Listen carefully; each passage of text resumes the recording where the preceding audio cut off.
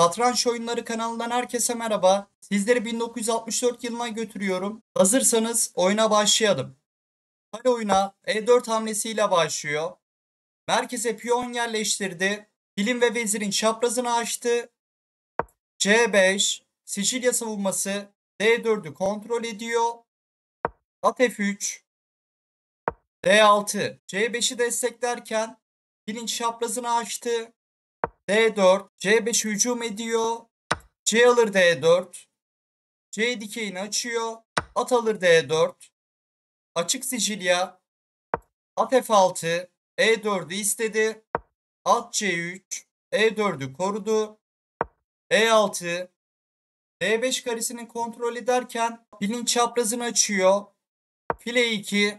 Rok hazırladı. Fil E7. Kısa rok hazırladı. Kısa rok.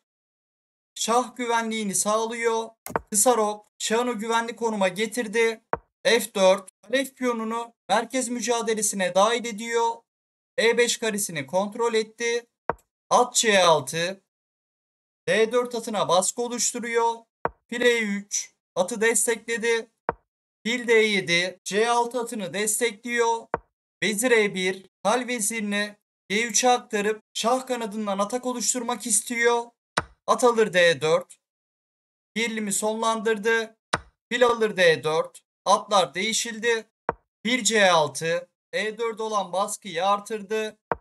Fil D3. Fil E4'ü destekledi. Şimdilik filin çaprazı kapalı olsa da ileride E5 sürüşüyle bu fil canlandırılabilir ve H7'yi doğrudan hedef alabilir. G6. F5 kontrolünü artırıyor. Kale D1. Kalesini yarıçık D dikeyine getirdi. A6. B5 sürüşünü destekliyor. Şah H1. Profilaktik bir hamle. Şah G1 A7 çaprazından ayrılıyor. Kale C8. Karesini yarıçık C dikeyine getirdi. Vezir G3. Tal vezirini şah kanadına aktardı. B5. Alan kazanıyor. Vezir kanadından atak oluşturmak istiyor. E5. Ata saldırırken alan kazanıyor. Ve D3'teki filin çaprazını açıyor. D alır E5. Piyonu aldı. F alır E5. F6 atı istek altında. At H5. At istekten çıktı ve veziri istedi. Vezir G4. Vezir tehditten çıkıyor.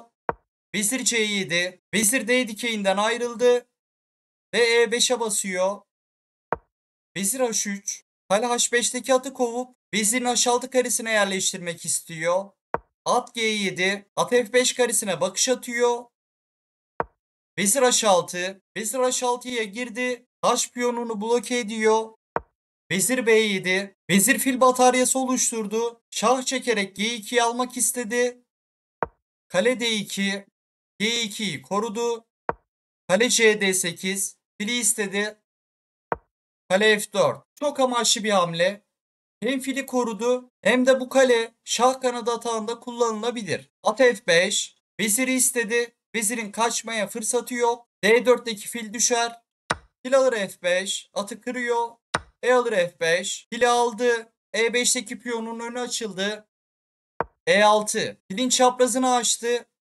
Vezir G7 bir hamlede mat istiyor. F6. Filin G7'ye bakışını engelledi. Kale H4. Vezir alır H7 bir hamlede mat istedi. Fil D6. Vezirin yatayını açtı. H7'yi korudu. Fil B6. Kaleyi istedi. Vezir bu fili alırsa vezir alır B6'ya. Vezir alır H7 bir hamlede mat var. Fil F4. Çatal atıyor ama bu fil boşta. Ayrıca kalesinin dikeyini açtı. Vezir alır F4. Fili aldı. Bilgisayar bu konumda G5 ile çatal atlıyor. Siyahlara üstünlük veren tek hamle buydu. Kale alır D2. Vezir alır D2. Kaleler değişildi. Vezir alır B6. Materyal dengesi sağlandı ama Kalin geçer piyonu çok tehlikeli. E7. Kaleyi istedi. Kale E8. Kale tehditten çıktı ve piyonu bloke ediyor. At D5. Vezir ve F6'yı istedi. Fil alır D5. Atı kırıyor. Vezir alır D5. Şah çekti. Şah 8'e giderse vezir F7'den sonra oyun mata giderdi. Şah G7. Şah tehditten çıkıyor. Ve talden mükemmel bir kale fedası geliyor. Kale alır H7 çift ünlem. Bu kale alınmak zorunda. Şah alır H7. Vezir F7. Çatal atıyor. Şah H6. Vezir alır E8. Tal verdiği kaleyi bir piyon önde geri aldı. Ve E7 karesinde güçlü bir geçeri var. Vezir F2. Vezir birinci yataydan mat etmek istedi. Vezir H8. Şah çekiyor. Şah G5 sorunlu. H4. Tal tempo ile şahın hava deliği açıyor ve rakip şaha saldırıyor. Vezir alır H4 yapılırsa tal vezir alır H4 ile veziri alır. Devamında E8 sürer ve vezir terfi ederdi.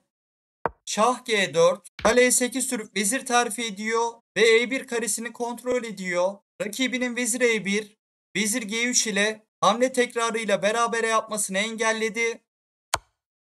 Vezir F1. Şah çekti. Şah H2. Şah tehditten çıkıyor.